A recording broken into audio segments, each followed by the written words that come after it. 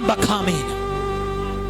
Not everyone is remembered. There is a father or a mother or the parents. When they have so many children, when there's so many, wherever they pass, there is the one they remember they call. And the other one is seated there. He calls the other one. I don't know if someone is hearing what I'm saying. I pray for you today.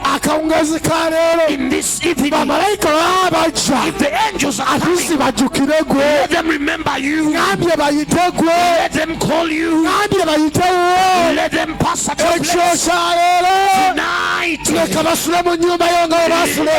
dwell in your house as they dwell in Lot's house. Lot didn't know what was going to happen. They came and dwelt there. Let there be a household that will dwell in today. When they dwell there,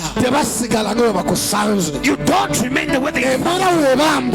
If your situation is poor, they hold you in chains and they tell you move from here, and you survive. There is destruction, there is homosexuality, there is suffering, there is shame. Come and follow me. There is a word I'm going to give you. I've come to declare. There is a word God has prepared for us.